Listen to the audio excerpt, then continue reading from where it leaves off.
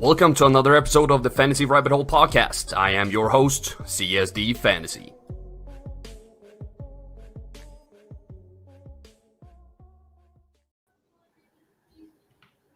Hello, Fantasy Faithfuls, and welcome to another episode of the Fantasy Rabbit Hole podcast. My name is CSD Fantasy, and I'm flanked by the one and only Nick Faber and the Coin Master Matt Williams, and our special guest, EverydayFFB. I don't know what's so funny, but I can hear laughter. Well, for some reason, Nick turned into a bolt of light. I thought he turned into like the force for a second when the show started. I thought that was going to be so funny. I think it landed. That one was good. Like Nick got hit by a scooter. He's on the ground. I thought there was a headlight. He's ascending to the heaven. His house. Oh my God! Woo! All right.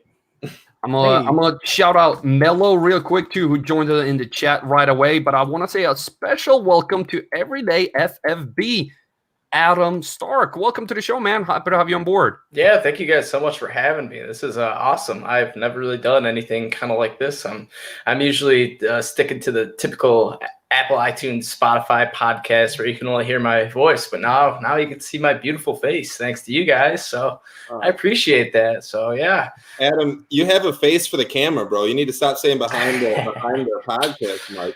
Let it shine. Thank you. You know, so maybe this could be the start. You know, I like it. He was so shy. I asked him for a selfie for my God, it took thumbnail. forever. He's like, let me cut my head off at the forehead.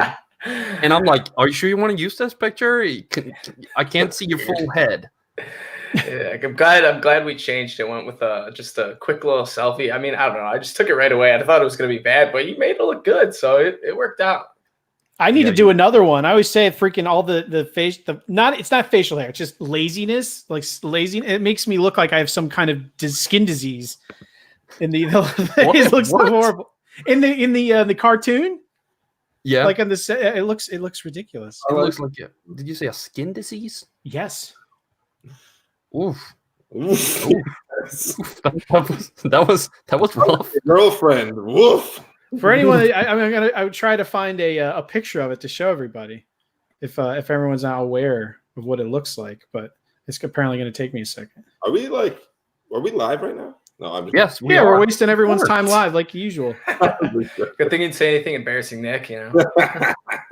I mean, you know how it is, Nick. In the beginning of the show, I have scheduled friendly banter. Friendly banter. I think we have exceeded the. And it's we kind of have to cover that part before we can move on. Everyone there's can see the thumbnail. Oh, it's from that. It actually looks normal because on this, literally, it's me, but then it has like a million specks, like that woolly or whatever it's called when you have the magnetic thing where you drag like facial. That's what it looks like. I don't even know what to say. I am speechless. That's what it is. And I talk freaking all the time. So we got off to a really rip roaring awkward start. Yeah, no, this is what Matt does. I haven't even asked. How are you today, Matt? Meh. We're talking football, man. I need some more energy out of you. That's right. You're not gonna get it. Can't wait. That's actually a perfect segue because we do have a fantastic show for you here today. But feel free to interrupt at any point in the live chat. We are here to serve as always. And before we get into today's show, I would like to remind you to hit that like button if you're on YouTube, share if you're on Periscope. This is actually our second time on Periscope with better quality this time, I hope. But share on any social network to help us get the word out there. It helps a ton. If you haven't subscribed yet, please do that. But now, let's try the first actual drop here on Periscope and see what happens. To the news.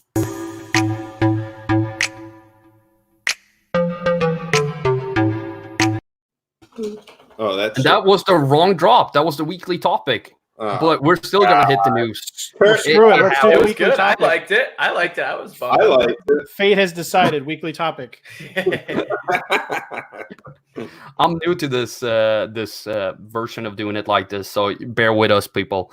And if you're catching us afterwards and just listening, you have no idea that was the wrong drop, and I apologize for spending your time with this. But my first news item of the day is Tannehill saying he likes to come back to the Tennessee Titans, and my first thought is they're stupid not to bring him back, aren't they? Everyday, you wanna start this one? Yeah, absolutely. This guy pretty much rejuvenated their team after Mariota drove them into the ground the past 2-3 years, whatever. Tannehill gets the start and gets him in the playoffs.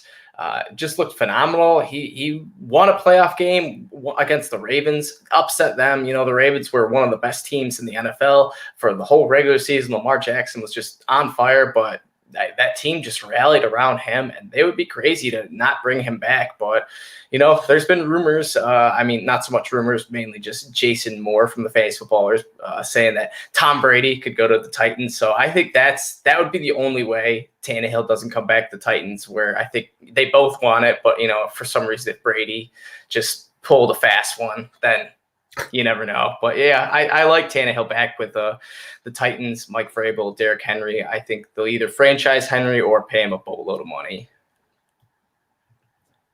Yep. Yeah, that's what is going on with the energy here today. You should have seen Nick before the show. He was playing music, he was dancing, and now his comment is. I think we were looking for like a segue, like someone to direct the question to us. Oh, I was thinking I'll direct it, and then we go like around the horn as we usually do. I didn't realize I needed to be the puppet master. Well, like it would be weird. It would be weird for if Brady. I always say if Brady's going to leave New England, I don't think it's going to be the glorious Tennessee Titans. I think you were looking for something more high profile than that. They were one of the worst teams in the league, and then Tannehill takes over. They go to the Super Bowl. I'm not saying they're one of the best teams in the league, but they went to the Super Bowl. So it seems like a magical combination that's silly to go away from. They didn't. What? They almost made the Super Bowl. Sorry. Yes. So they went a million games farther than they would have with any other quarterback, probably. You can replace Tannehill with probably anyone who's a free agent. It's not going to make much of a difference.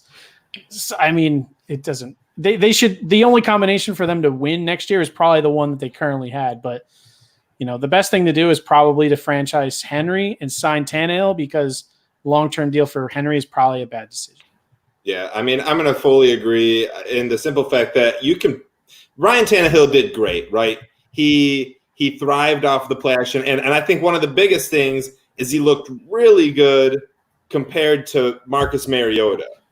But anybody does that, though. Anybody does that. Exactly. Except for Mitch Trubisky. Yeah. Oh, okay. Yeah, sure. But opposite of Marcus Mariota, hell yeah, they need to sign Ryan Tannehill. Ryan Tannehill, as much as I do like Tannehill, and I liked him in Miami, I thought he got like just not enough credit, man. He led them to the playoffs multiple times. Didn't get to start, I believe, in one of them. Matt Moore had to end up coming in, but the kid's good, right? It took him a little bit to learn the position of quarterback, but it seemed like it did okay, and I like him a lot. However, he is not the future for the Titans. If they're in win now mode, you absolutely need to tag Henry, sign Tannehill, and give it your all right now. Like, this is 2017, 2018 Jacksonville Jaguars. Like, this is your opportunity. Your window is right now. If you don't seize this opportunity this year, the window's gone. You are 100% not the Titans you were 2 years ago as of next year. So they have to win right now. So that's Ryan Tannehill. But that should not alleviate them from trying to go out and get a quarterback in this draft. And if Jacob Eason or Jake Fromm are there in the late first round, I won't be shocked to see Tennessee make a move for one of those instead of any other position right now. The real question would be, how much are they going to sign him for? Because, like you said, he's not the future at the position, but there's probably going to be another. If he's actually available and they're not tagging him, he's better option than Phillip Rivers. He's a better option than most of the people out there. He's a better option than long term than obviously Brady. Winston's the only other guy. As far as like someone else considering a long term option out there. Yeah. Okay. Yeah. Yeah. So I'm not sure.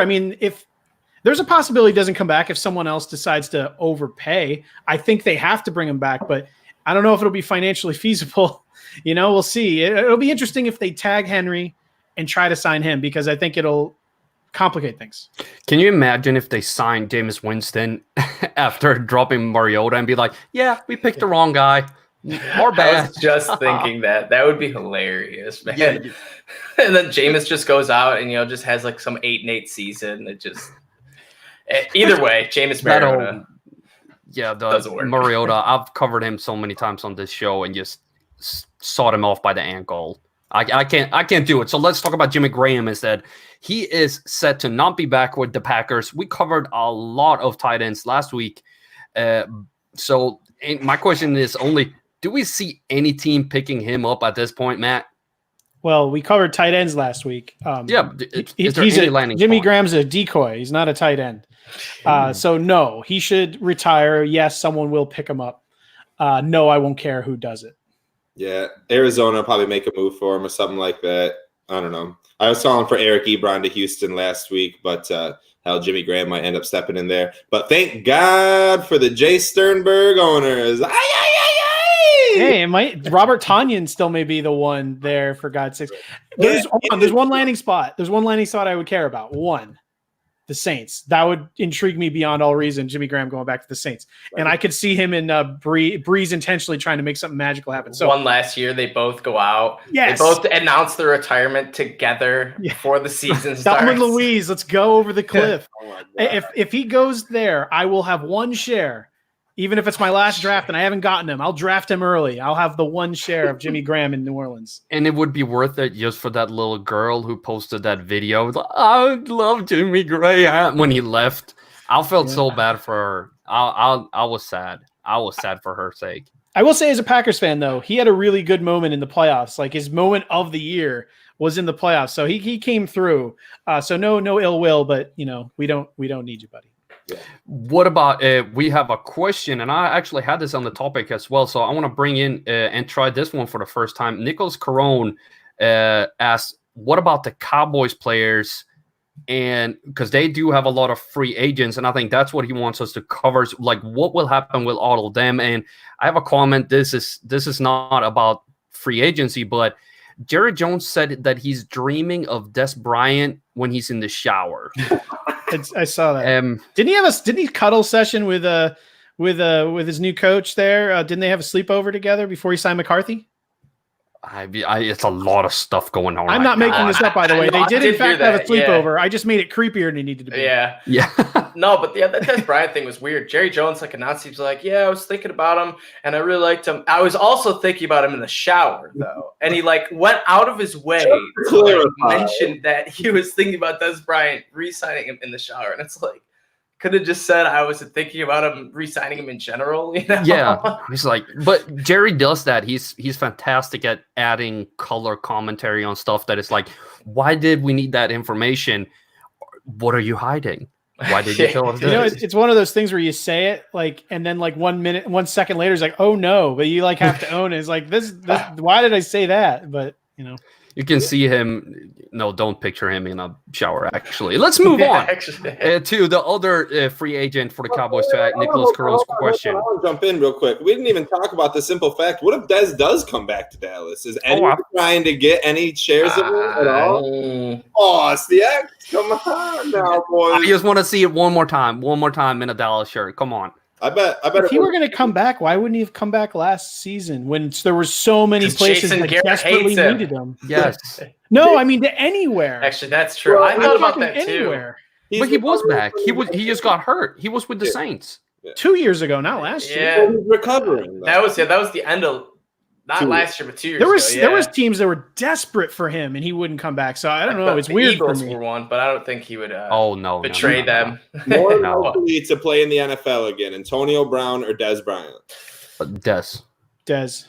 I'm going to say Antonio Brown. What? What's the update on him? Last time I saw him, he was going to jail. what happened? So I don't follow him heavily, but I have a few shares of him. So I do follow him on Twitter, etc. And he hasn't, gone off his spiral crazy tangents. He's kind of kept in track. He did have a Drew Roosevelt tweet where he kind of took a jab at him, but besides that, he hasn't really done anything terrible. So it's still, I don't know, up to the NFL if they want to allow him to play. And even then, he'll just, if a team signs him, he'll go right onto the exempt list for, 6 to 8 games or whatever. But I think it's a long shot, but I just don't think Dez has that talent anymore coming off a torn Achilles. And I think AB just has the most talent out of any receiver, free agent, or possibly not.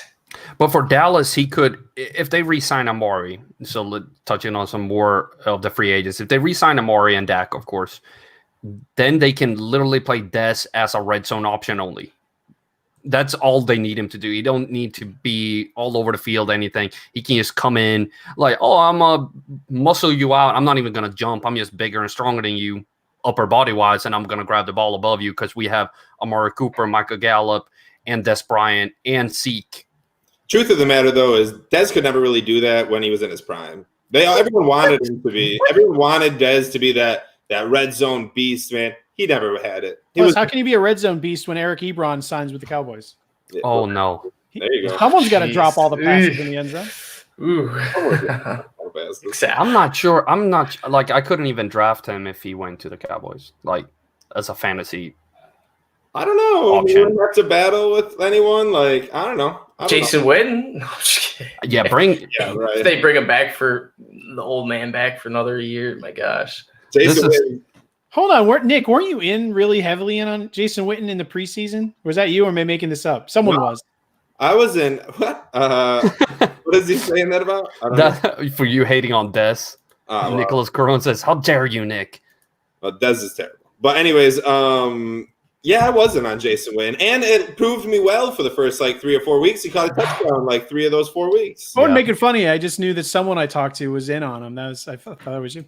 I liked him as a late stash, as a late tight end. If you're going to be playing the streamers all week, every week, I liked him. But didn't he end up decent? He ended up, I think, 11th. Honestly, I was tight end 10. So wait, what did you say, man? Me, I was tight end 10. That's what I was going to say. Being under anything sub tight end 5 does not matter. I didn't lose yards, therefore I'm there in the green. TJ Hawkinson finished tight end 8, and he had one game over 15 yards. Yeah. Where did Disley end up? He was in the top 10, wasn't he? Yeah, it was close. I think he finished 13th because it was he was almost made that top 12 finish, and he missed half a season, and he was just right outside of it. But yeah, I remember there was and Greg Olsen, he was another one that finished I think he was the one that was 12th, 11th, 12th, and 13th was Disley, Olsen, and Witten. Greg Olsen about to be a beast in Seattle. No, Disley was way below that. All right. I'm pulling it up right now. Yeah, he's 37. Oh, Will Disley?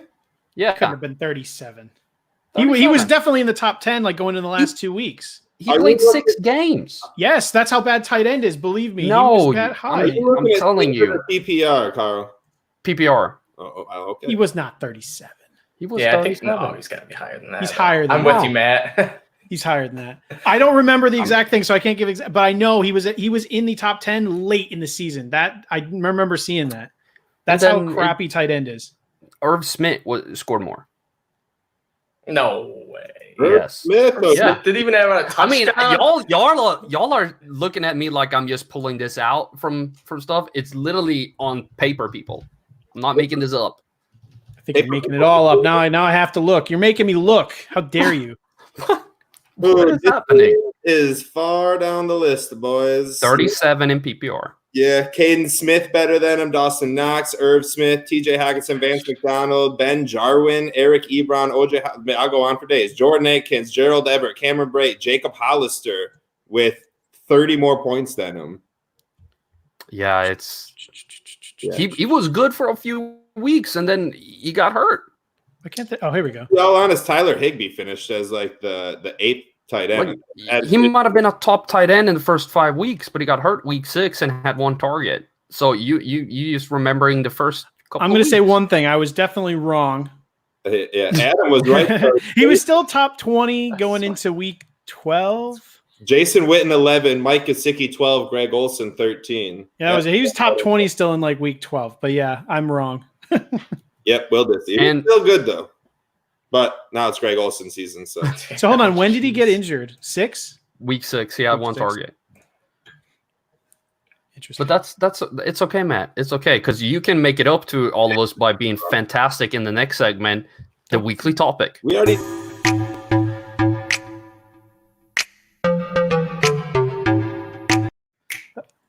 Not being able to talk over those is just ruined the show. You can't even talk over them anymore. Can't destroy the weekly topic drop anymore. And the weekly topic, we've been covering a lot of free agents, and I feel like it's been so much focus on the draft. Of course, there's going to be focus on the draft, but it's almost like people forgot that it's also free agency, and it's just around the corner. And sometimes I love free agency more than I love the draft. I feel like I'm lagging a little bit, but that's fine. The first running back I would like to talk about is Kenyon Drake. Where is his best landing spot? Is it to stay in Arizona, or should he try to test the market when he's hot? Nick, what do you think? I mean, Kenyon, first and foremost, I don't know about running backs, boys. I don't know. This whole position is going in a very interesting way year in and year out. Melvin Gordon is most likely going to be a free agent. I don't have a lot of faith in Kenyon Drake. I have very much less faith in David Johnson. Chase Edmonds is there. Yeah, Kenyon Drake probably will want to return to Arizona, but there's no clear there's 3 teams that need a running back. Other than that, everyone's pretty okay, and Kenyon Drake would just add as a backup. You want to put him in any kind of backup role, great. I'd rather him to be in one in an RBBC committee. You think if he went to Tampa, he wouldn't be amazing? No. Amazing? Oh, come on. He would. Well, it depends who the quarterback is, too. Because if you get Rivers in Tampa and then you get Drake in Tampa, whoo, give me all the shares. I don't think that's going to happen. I mean, I think he has to stay in Arizona because the guy literally, everyone talked about them releasing him, and his cap hits more if they release him. Staying in Arizona literally makes him fantasy irrelevant, in my opinion. I would love DJ to go to Tampa. I want to see the DJ Arians show one more time. Yes. Yeah. I think that cap hit's just too big. Yeah, exactly. They're probably going in next year with a 3-headed monster like they had at the end of the season. That's the boring news, really. That's what they've wanted to do. Didn't they have Adrian Peterson? And I remember that. They had AP, and then it was David Johnson in his prime, and there was one more solid running back. I don't remember who was CJ2K or something like that. I don't remember. I think it was. I actually think. Yeah, didn't they bring CK when AP went down? I don't know. They traded away, or was it the other way around? Or wait, did they trade for him? And the Saints had him early in the season. Yeah, the Saints had him. The Saints had like a 4-headed monster. They had Ingram, Kamara, AP, and then I think that was it. But yeah, and they had a bunch of running backs back in the day, like those, this one is going to be fantastic because Arizona, and then no. Yeah, basically Kenyon Drake. I think he needs to go anywhere but Arizona. I think he can't leave. Really? I think Arizona is the perfect spot. I think Kingsbury, they traded for him for a reason. And I was actually just listening to a podcast that was talking about Kenyon Drake, and they're saying Stephen Keim, he's not the smartest GM, and that's why they think he's going to come back, is because he's going to overpay to try to make, himself feel good about this trade that he made, because it's like, why would you trade for Kenyon Drake as a rental for, a 3-13 team? It's very weird. So I think he's going to try to establish that I know what I'm doing, and pay up for Kenyon Drake. If it's, 8 million, 9 million, whatever. Cause I know he's asking for 10 million, which is quite a bit. Ridiculous amount. Yeah. But I think for fantasy, that has to be the best spot for him though, to stick around in Arizona. I think he'll be the most attractive guy because Drake's obviously being tagged or signed by Titans, probably. And then you got Melvin Gordon, which you don't know what to expect from. So if I'm a team that needs a running back, I'm happier to sign Drake than Gordon because I don't know what I'm getting from him. And he's going to cost more probably. So, I don't know. I'd rather have Drake than Gordon if I'm a team that is serious about winning. If Kenyon Drake gets signed for more than Melvin Gordon. I didn't say that. I said I'd rather have him because I think Gordon will be signed for more. He's probably going to be more expensive. And I'm saying he's definitely going to be more expensive. Melvin Gordon is light years above Kenyon Drake. There's no way that Kenyon Drake is going to step in in Arizona and be the guy. Like they already showed they love Chase Edmonds there. They showed they love him more than DJ when it was the DJ show. DJ is going to be there. He's got that money. They're going to get the most use out of him. I think Kenyon Drake is going to be literally just a part of a three-headed. It's just going to be a headache for any fantasy owner that even goes remotely near Kenyon Drake. I think for fantasy purposes, get him to a team that, I don't know, get him to swap him with Melvin Gordon. Get him to the Chargers. Get him with Austin Eckler out there. Don't ruin Eckler for me. Gross. Yeah, Don't leave ruin Eckler. Eckler for Eckler's better than everyone. Stop. Yeah, come on. Better than Gordon, better than Drake. Put him in Houston. Put Drake down there. Yeah, there you go, Houston. That'd be nice. Duke Johnson doesn't need the ball. I could see that happening with Houston having all the cap space. Them just being like 10 million here. You want it? Let's go. We want a running back. But yeah, But you said that about the Buccaneers, that the cap hit with DJ would be too high, but they have more cap space. I mean, they haven't paid a quarterback, of course, but they have more cap space. Undercutting Rojo, though. I think Rojo's going to finally come out this year, and I think it's going to be a lot more of the Rojo show. I think they're more likely to draft another running back to go with Rojo. Peyton Barber is off the books too, so. And there's also like Lamar Miller, there's Jordan Howard, there's guys you can tag team in there, like a veteran guy. So yeah, I don't think they'll go big in Tampa Bay with a tandem for Jones because they liked how he came like progressed with like pass catching and blocking and stuff at the end. At least as far as Arians goes, he's very vocal about what he thinks. Yep. Yeah, so like there's so many running backs. You touched there a little bit on Lamar Miller. Houston need a running back unless like they have Carlos Hyde and Lamar Miller being free agents. Yeah. They have Duke Johnson, who I'm not a huge fan of. But if they have to pick one of them, let's say like they have to pick one of Carlos Hyde and Lamar Miller to keep, who are they keeping? I think you punt them both and go Jordan Howard. That's exactly what I was thinking. Option. That's not the option I gave you. Well, their options are terrible, and I abstain. But no, go ahead, Matt. Because Jordan, you really think Jordan Howard is a great? I have a note on him. No, not great. He did good though for Philly. He did fine, and that's really all you need from him. And if they're used to Lamar Miller down there, kind of getting all the work and I think he's better than Lamar Miller. Obviously, Lamar Miller is coming off of injury, and they're used to him down there. But in the end, Jordan Howard came off a decent year, and I think if you put him in there with Deshaun Watson and company, he'll be fine, and he won't cost a lot. So yeah, I think he's fits exactly what they've been doing, but I think he'll be a little better than Hyde or Miller. So yes, if it's between the other two, I don't know. It depends on Lamar Miller's health, really. I think Hyde did fine for them, even though he wasn't great. He did okay with the volume they gave him. But, if Lamar Miller's healthy, there's obviously familiarity there, and they'd like to bring him back. So between those two, it's a coin flip based upon how Miller looks entirely. But, again, I'd put them both and go for Howard. Yeah, Miller is so milquetoast. Like, he's so aren't they all? They're all kind of different variations of the same person. Yeah. They're garbage. All three of them. They're terrible running backs. So I think Howard is significantly better than the other two today. That's my opinion. I think Jordan Howard is done. He's done. He is literally done. Like there was nothing for him in Philadelphia. There will be nothing for him moving forward. Carlos Hyde is nothing more than a third stringer at this point, and Lamar Miller is Carlos Hyde just had a 1,000-yard rushing season. He's going to be a great backup at least. They're fine for the volume they'll get there. They're not going to be winning any awards, but they're fine.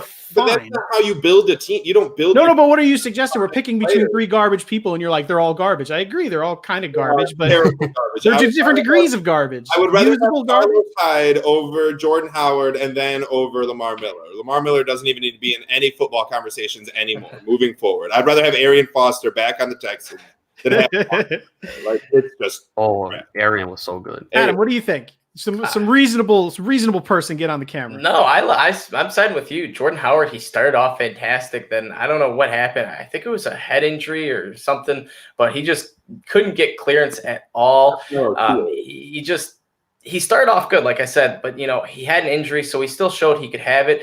And then Carlos Hyde, he just rushed for 1,000 yards for the Texans. So if he could do that last year, being 27, 28 years old, you throw Jordan Howard in there, who's still 25, might be 26 sometime soon, but still, that's 2 years younger than Hyde, and Hyde just rushed for 1,000 yards. Give me Jordan Howard on the Texans all day. Lamar Miller, by the way, is 28, someone asked.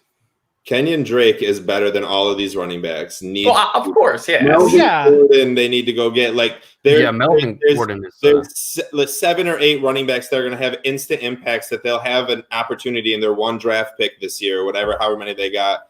Cam Akers will be available for that draft pick. Like there's going to be guys that going to get Jordan Howard is literally just it's like. You go get Jordan Howard when you lose like Latavius Murray and you need like someone to back up Alvin Kamara. Getting Jordan Howard should not be anywhere near a starter on any team in the NFL. Latavius Murray is better than Jordan Howard. Texans need to go out, get Jordan Howard, and then draft a rookie. That's foolproof right there. I do disagree there where I think that every offensive or every draft pick they have from now until I don't know how many draft picks do they have. They don't. I just realized that. Yeah, I mean, they need to draft offensive line with whatever 2 draft picks they have over the next 3 years. The first draft pick is like the 3rd round. I don't think it really matters what position you get. At that point, your running back will probably do you better than an offensive lineman. But splurge, get Melvin Gordon. Go for it. Just go for it. You're already top heavy as crap. I think they take all of their cap space, spend it all on offensive line, and just sign one of these crappy running backs because signing Melvin Gordon is not going to stop Deshaun Watson from getting murdered by the the defensive line on the other team. You need to offensive line is where the money should go. Running back is not really the thing there. I mean, I'd just rather draft a running back in the 7th round or wherever, or get someone crappy. Dude, that's why I said at the very beginning, this running back position is like you have to be just like the tight end at this point. You have to be a top 10 running back for it to even be worthwhile. At that point, just go draft a 7th round running back and a UDFA and throw them in. They're gonna do Tony Pollard. Here you go. Tony Pollard would be great in Houston. That'd be fun as shit, man. Or Duke Johnson. They could shockingly decide to use Duke Johnson. That's always on the table. I know they don't think round pick. Did they spend a 3rd round pick on Duke? They sure did. It was a 4th, then it got switched to a 3rd because he played a certain amount of games. I mean, which is hilarious based on the amount they actually utilized him. I'm equivalent of shooting yourself in the foot. By the way, who shot themselves in the foot? The wide receiver. Wait, what? A Plexico Burress. Burress literally shot himself in the foot, literally. After winning the Super Bowl. Yeah. I mean, it's better than any of us. Yeah. I'd rather win a Super Bowl and shoot myself in the foot than not win a Super Bowl and not shoot myself in the foot. I don't know. It's like, oh my God, what is that wound on your foot? That's greatness, is what that is. What's the Vrabel when he was getting closer to the Super Bowl? It's like, do I want to win this that badly? That badly? I'd rather shoot myself in the foot than cut that body part off. I would rather literally carve off both of my feet. Take them both. For everybody who doesn't know, just Google Mike Vrabel and cutting body part off. You'll find it. You'll find it. Don't do it at work. That's as descriptive as we can be. But getting back to the Houston Texans, they have Will Fuller on the book here, 2020 for $10 million. If they cut him, they save $10 million. That's $10 million they easily can get to Melvin Gordon and splurge on offensive line. Or Jack Conklin was probably going Jets, if I'm not mistaken. Apparently, after the report came out, he was going to the Jets. Yeah, he said he wanted no part of the Jets. Okay, put him somewhere else then. But I mean, they can splurge on how much money do they have to spend? 60 plus. If they cut Will Fuller, they have all 60, 71, literally all of it, 60, and then let Carlos Hyde play for free. They can cut a bunch of other players too because they're kind of they're over the player limit right now. But otherwise they're top heavy as crap with JJ and Nuke, Merciless. The good thing for them is they have the 5th-year option on Watson.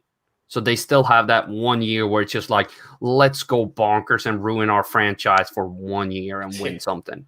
Yeah. Yeah, once they have to pay Watson, it's all over. It's back to back to the 10-6 seasons and maybe a playoff win here and there, and that's it. That's exactly how it happens, man. Can't pay those quarterbacks. I can't see a future where this works out where Watson wants to stay in Houston.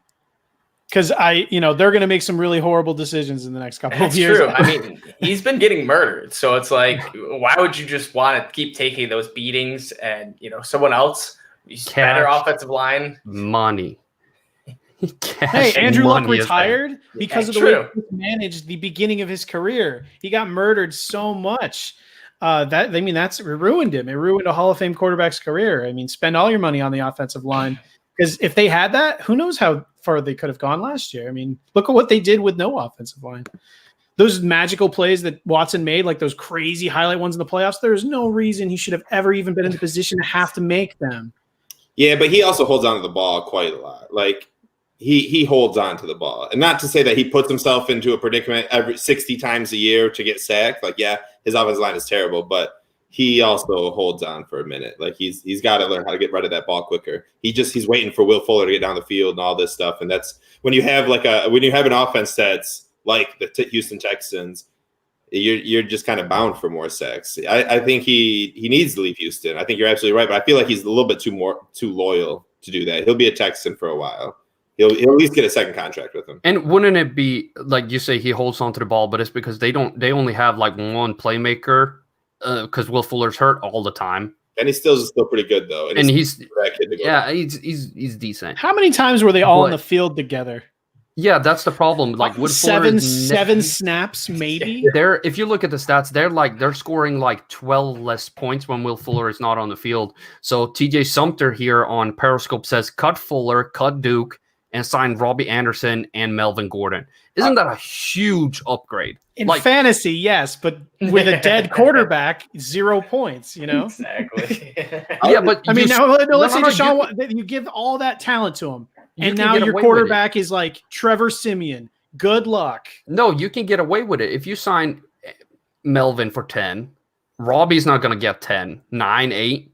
You still have $40 million to get offensive line with. Go ahead. Sorry. Robbie might get more than people expect just because what Tyrell Williams got last year, and he was overpaid. And yes, obviously, you know, it came out that he was overpaid, but still, Robbie's like kind of the top receiver. AJ Green's most likely going to get franchise tagged, and Amari is most likely going to stay with the Cowboys unless, you know, they just try to lowball him and he goes for some big cash. But still, Robbie Anderson's your 1 or 2 wide receiver free agent, so he could command some money if he wants to. Counterpoint: nobody is spending money on wide receivers with this draft class. Nobody. Nobody will spend because it's like I can get Robbie Anderson in the 3rd round. The Texans, or I can give $12 million to Robbie Anderson. But if you have money available and you would rather spend it in the draft in other places, like he said, that the AJ Green's price is going to be set at the franchise tag. Amari's going to be signed for a ton. Robbie is far and away the only option on the free agent market that's not going to be any kind of a difference maker. So I could see one team, if it makes sense, like you said, the Texans, they have a ton of money to spend. They don't have any draft picks.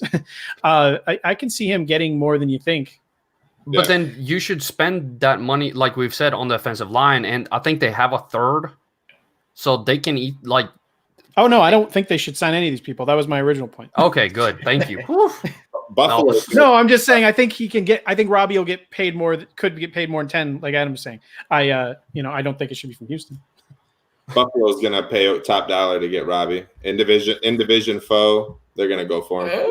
Green Bay, do it. I want to sign Robbie, and then I want to draft 4 wide receivers. We're gonna go 7 wide receiver sets. Jeez. Let's go. No, I think he's overrated, Robbie Anderson. I like that he stretches the field, but I think he's overrated, especially for like if we're looking from fantasy perspective. I think he's a little overrated because he's boom and bust, but he's mainly bust. Like even in games where you're like, he might get open a few times. Has he ever been in a position though to really succeed? Yeah, he had like optimal Sam Darnold in the Jets offense for a couple games at the end of 2018, and he actually went off. He was one of the best wide receivers to end the year. Exactly. I think get him a good quarterback. You know, he's proved he can get that deep ball. I nearly had a 1,000-yard season last year, 944 yards, played in all 16 games. How many touchdowns did he have? He had 5 touchdowns, 6 touchdowns the previous year, then 7 touchdowns the year before that. So he's set at about 6 touchdowns and 900 yards to 1,000 potential upgrades if you get him to a better quarterback. I want to just chime in because we had a conversation about this player earlier that I see, and I'm making a video about him later in this week, Deontay Johnson, and it was some hate on him. I didn't really get the other people to jump on board the Deontay train. Who had a worst situation in 2019? Robbie or Deontay, like in their team for fantasy production? Juju. Yeah, exactly. Between those, hold on. Those two, who had the worst situation for scoring fantasy points? Robbie, Deontay or Robbie? Not even close. The people they wheeled out there. I mean, who's the guy in the very middle? Did you see the quarterbacks that play for Pittsburgh? I did. Okay. Yeah. And you still think Robbie by far? Yes, I do. Okay. I was just saying because Robbie, like you said, more. Robbie is kind of like, I don't want to call him a one-trick pony, but what he is good at, they were not equipped to even get him the ball. Deontay, they could get him the ball. It was a dumpster fire in both situations. I'm not saying one was good. I mean, one F and F minus, I guess, is the way to go here. But I think Robbie literally couldn't succeed in his situation last year. He just couldn't. Yeah, and Deontay also was a rookie, and how often of the 20 wide receivers drafted last year, and of the 20 drafted the year before that, and of the 20 drafted this year, how many 4 are even going to break the top 40 NFL wide receivers in fantasy? So it's not like Deontay was like, well, he was going to be great. Like not Jalen Samuels, but who's the second guy? James Washington had a better chance to he was hurt more by the Pittsburgh situation than Deontay Johnson, in my opinion. Juju was hurt the most. Juju was hurt the most. That's why my first answer was Juju. Poor fucking Juju. What do you guys expect out of Juju this year, by the way? If Ben comes back, and let's just say we get average Ben, he's healthy, he's fine. He's going to be good. Yeah, I think he'll be a wide receiver 1. That's why I'm getting all the Deontay shares. That's not bad call. Deontay had same touchdowns as Robbie Anderson. They both had 5 last year. I like I'm hyped. I'm hyped, people. Get on the train. I'm telling you, boys, it's the wide receiver 2s now. We used to always believe the old man down the road used to think it was the third-year wide receivers were going to break out. It's the second year, man. McCole Hardman's going to break out. N'Keal Harry's going to break out. Deontay Johnson's going to break the fuck out. Debo's just going to be better. Hollywood Brown. Hollywood's going to come to play. It's going to be a fun go-around. TJ Sumter says on Periscope that Everyday Fantasy, you got to hit him up before next episode. He's going to sleep. I don't know where that comes from, but that's TJ Sumter 54. Well, all right. Well, I'll definitely hit him up. All right.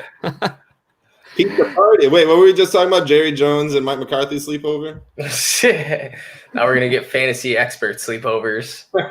Try to recruit each other for podcasts. I like it. I mean, Nick, you're only about 45 minutes from me. If you ever want to come have a little sleepover, a little slumber party. All right. Do we even talk about the fact that you guys do a podcast together that's not this? Do we even say that? Yeah, we do me and Adam here every day. We do or how you do this? I can't do that. Hold on. What? We do a podcast for anyone listening. If you like the Detroit Lions, come chat. There we go. Yeah. That took me way too long to figure out, incidentally. That's what I'm saying. It's kind of difficult. I was trying to give Adam a high five.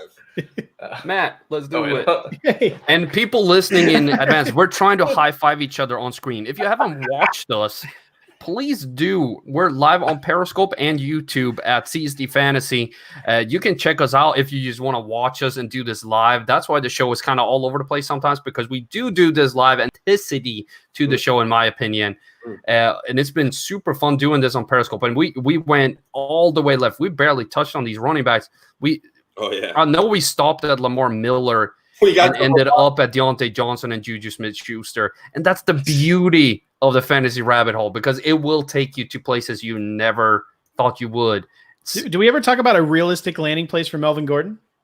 I still think it's Houston. Stop, bro. I know. Oh my God. I heard that the fantasy footballers, Jason Moore, he predicted him to the Lions, and he said he hated it himself, but I don't know why. He just has this gut feeling that Melvin Gordon and Kerryon Johnson. Hold on, there was an article. Didn't someone post out an article that said that the Lions were going to be the new 49ers? That was a thing. Someone posted that. Was it J Rich? K Rich put that out there. Yeah. So there was I didn't read it. So I mean, you retweeted it, right?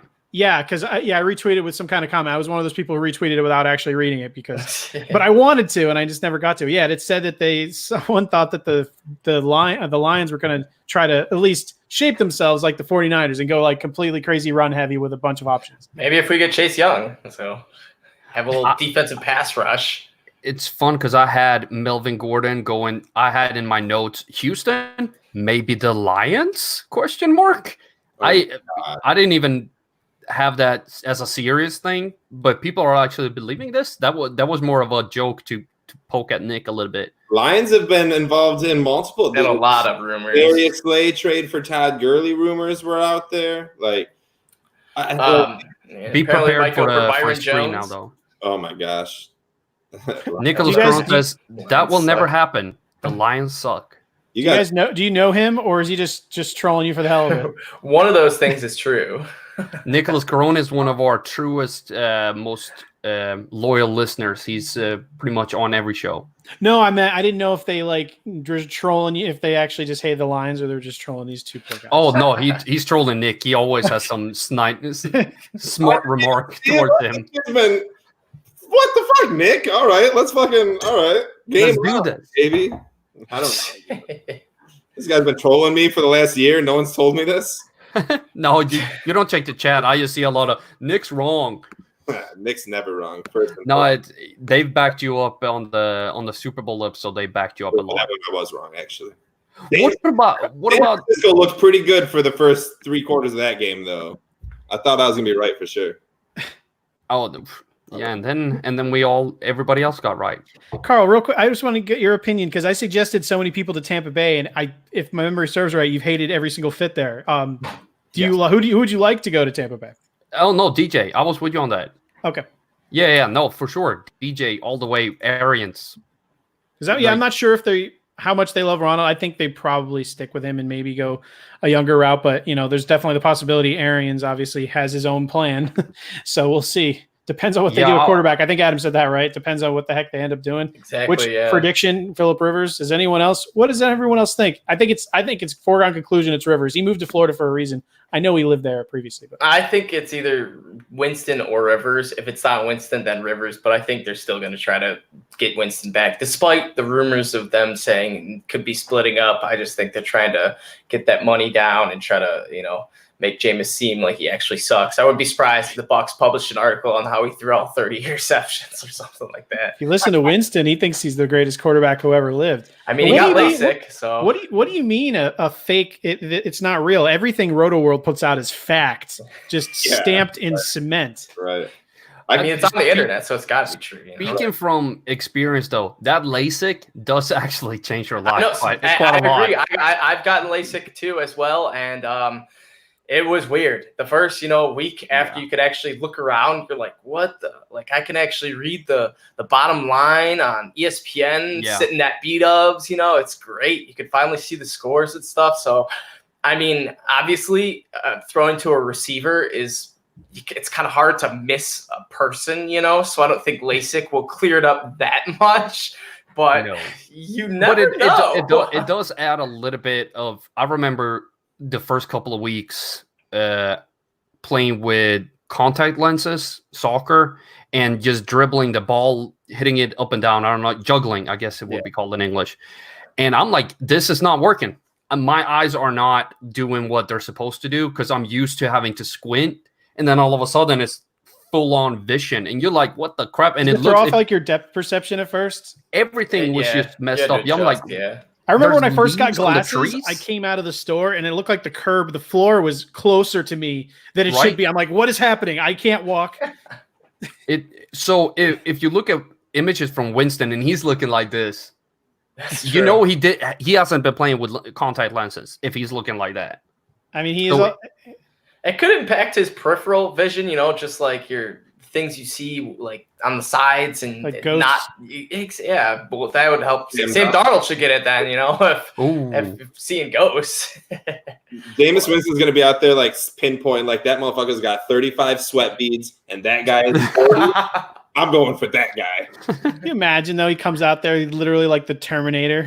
It was like starts, God, but it could change the blurriness of going downfield. I also think that a lot of the pictures of Jameis Winston squinting are probably him like looking at watching his team in the sun and is just like, It's like, oh my God. eyes, and everyone's like, oh, look how blind he is. And it's like, no, man, he's just staring at the sun right there. Let's calm down. Florida. He plays in Tampa Bay. The sun's out quite a bit there if you didn't know. That's true, yeah.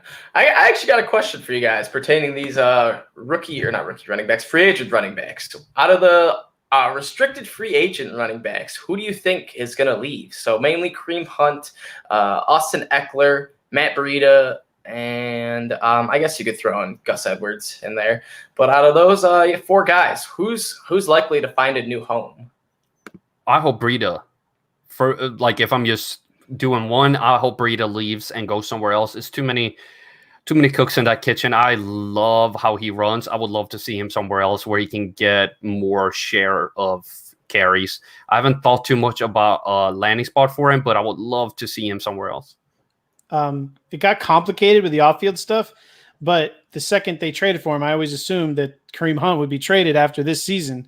And he's much more valuable to another team than he is for Cleveland. They said he's not going to be prosecuted for the illegal substance or possession, which is obviously a big deal. So I don't know what the league will do with him, but I don't know. I think that he is, I don't want to say wasted behind Nick Chubb, but selfishly, as someone who owns a lot of Nick Chubb shares, I'd like to see him shipped on. So yeah, I will say Kareem Hunt, because there's got to be a couple teams out there that see how well he could look. So, I mean, if I'm anyone looking for someone, I'm not necessarily interested in Breida because of the problems he's had just staying healthy. So I think Kareem Hunt would have the most interest. I just don't know how much the off-field stuff is really going to end up, complicating things.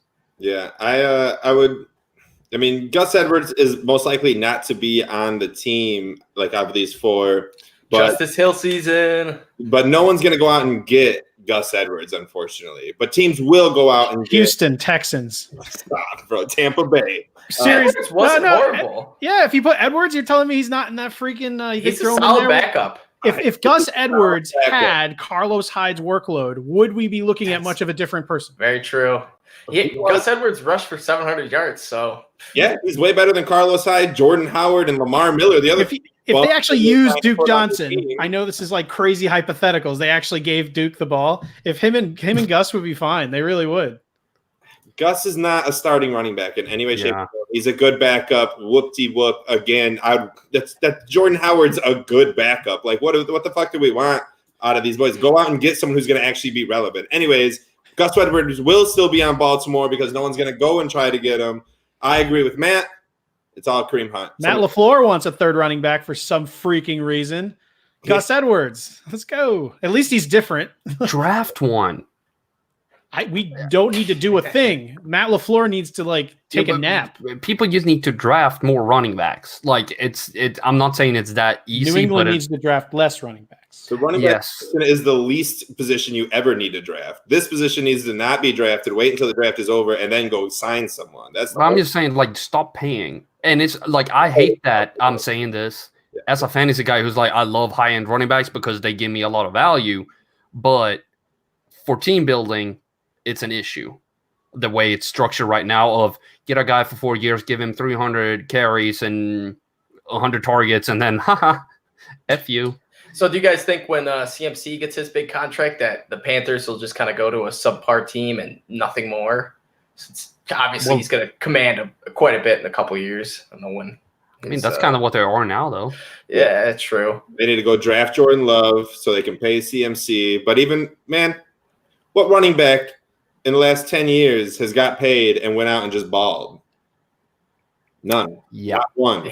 Not a single one. And I'm sorry, Christian McCaffrey fans and lovers, when he gets paid, he is not going to be that successful in 4 years. The number of running backs that have 3 good years in a row, that list is shrinking dramatically just by itself. 3 years that you're happy with. How about that in a row? Because there's plenty with 3 usable years. I'm talking about if you're in Dynasty, if someone gives you 3 years that you're psyched about, you have a gold mine. Because what do you have? You have Zeke with 3 years in a row. That's like it.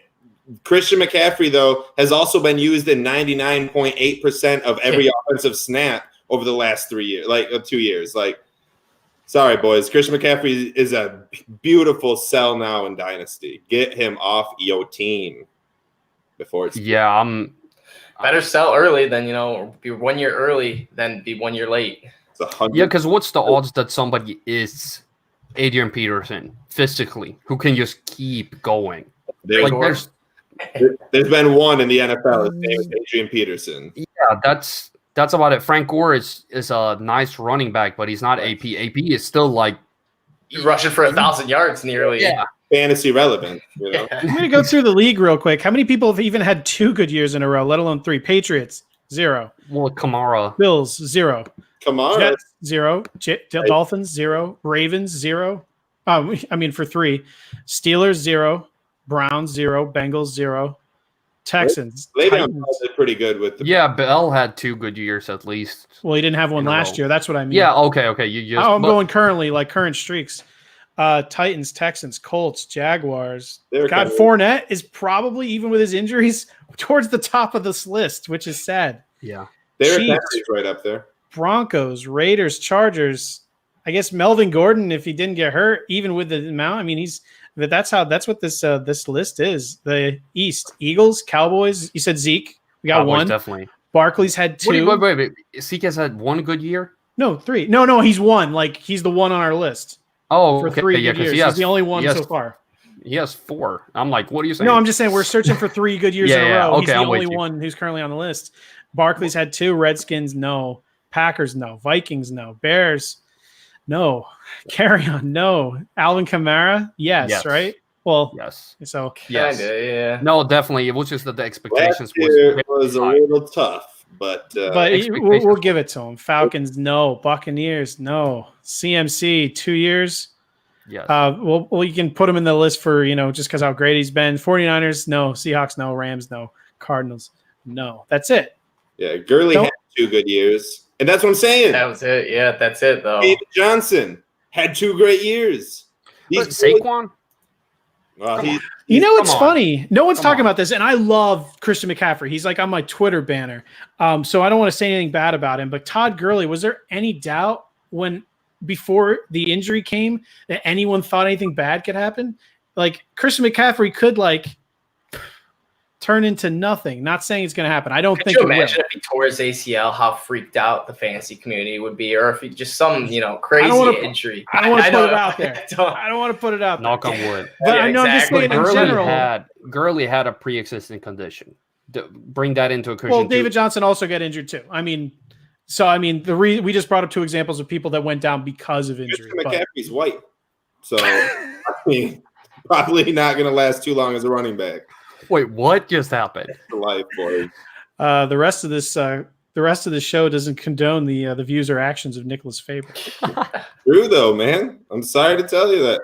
No, but it was interesting though. Somebody brought up on another podcast how fantastically changed the league was this year with Lamar Jackson leading the MVP and Christian McCaffrey leading the running backs. And somebody said, "Can you imagine that happening 35 years ago?" No. Or 25 years ago, and I'm like, I wasn't paying attention back then. So I wasn't alive. Peyton Hillis and Steve McNair. I don't know who was a good quarterback when Peyton Hillis was a dude. Peyton Hillis, he was for the Browns. Yeah, well, I'm just saying he's white, is what I'm saying. No. Was it so? Basically, you got Christian McCaffrey and Saquon Barkley vying this year to do something that very, very few running backs have done over the last decade, and that's whip out 3 good years in a row. Whip out what?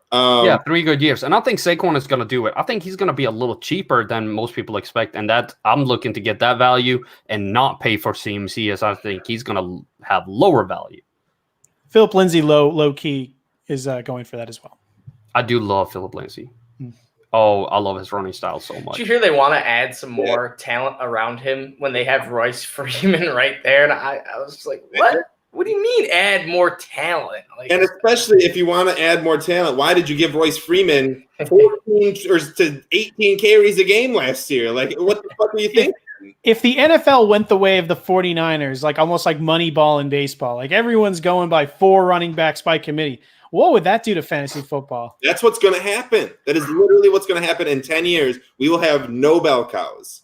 We will have DeAndre Swift will not be a bell cow. Jonathan Taylor will not be. They're going to get overused in college, and all teams are going to go to this 4-headed monster. We're going to see what San Francisco set the blueprint for the next decade. You know, I actually agree with that because I think there's going to be a decline in just athletes wanting to play the running back position. Because if you know you're a freak athlete and you know your career can last 7, 8 years or 2 to 4 years, it's like I'm definitely going to go out and play, you know, quarterback, cornerback, you know, defensive, offense, higher paid position or even a longer lasting position. But exactly, like KJ Hamler could have been like, or is that his name? Did I just say his name right? Regardless, Penn State guy, yeah. Yeah. Okay. Yeah. Exactly. I was thinking I said something different. Anyways, he probably could have been a really fast running back, really good, talented, smaller running back, and he was like, "No, I'm gonna go play the slot receiver, and I'm gonna survive another 4 years in the NFL and get paid more money."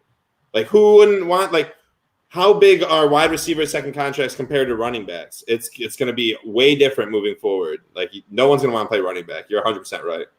Yeah, and like you're going to have people even picking other sports, I would assume.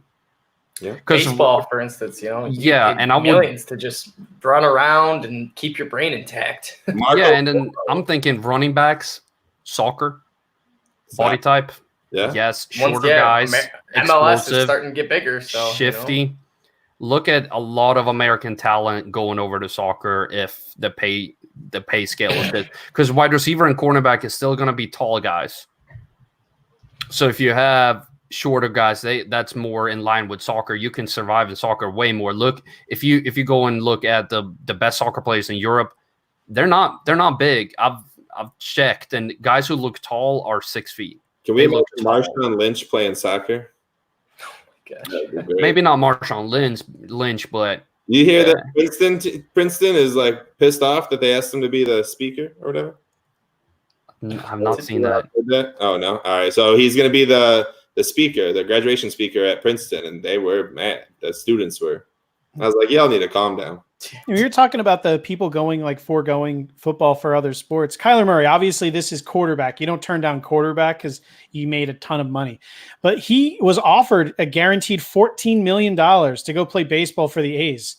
I mean, you're playing baseball. There's, like you said, you're not getting your head bashed in or anything. If you're like a running back, and obviously he was a top, he was drafted in the first round. So this is in his example. But I mean, if you're getting a bunch of guaranteed money, it's going to be hard for some people to turn down because I know a lot of people like to hold out and they like to get the 60 million instead of the 40 million. But for, a lot of people, getting 5 million guaranteed sounds pretty good. Yeah, it is pretty good. And you know what else is pretty darn good is this show. I would like to thank everybody for joining in here today. I had a great time, but I would like for you, Adam, to just shout out and let people know where they can find more of you before we sign off. Yeah, so you guys can always find me, Adam Stark, at EverydayFFB. Thank you guys for pointing all at me, using the right fingers this time. If whoever's on YouTube watching, but yeah, you guys can also find me and Nick Faber. I did that wrong. Nick Faber. I did that wrong again. I had it right. No, just do both and then remove the one that is incorrect. Is he having a stroke? So anyways, yeah, you guys can find me and Nick Faber and all this funny stuff going on at the Lions Brawl podcast. You can catch that on Spotify and Apple iTunes. I also do the Fantasy Brawl for their fantasy purposes. I'm actually going to be recording that right after this episode, so I'm going back to back, baby. But the grind never stops. So yeah, definitely check me out on Twitter. Me and Nick are also doing a signed Matt Stafford and Jim Schwartz Super Bowl winning coach Jim Schwartz Lions football. We're doing that giveaway, so check out our pinned tweet on the Lions Brawl Twitter account. Super Bowl winning in Lions. What? No, Jim Schwartz is a Jim Schwartz is a Super Bowl. I know what you meant. But the Super Bowl and the Lions, those two words can't be put in the same sentence. I get what you're saying. My eyes are starting to twitch. I'm a Packers fan. I have to give you a hard time. God, I know. You and your refs, I know. I know, right? And with that, I would like to thank everybody loves the Packers, including the refs. Here today on Periscope, on YouTube, and for everybody who listen in on Anchor, Spotify, Apple Podcasts, Google Podcasts, wherever you get your podcast, you can find more fantasy content at cstfantasy.com. But signing off for the Fantasy Rabbit Hole is Nick Faber, Matt Williams, Everyday FFB, Adam Stark, doing the that's finger the Parks pistol? and Rec, and CST Fantasy. Till next time.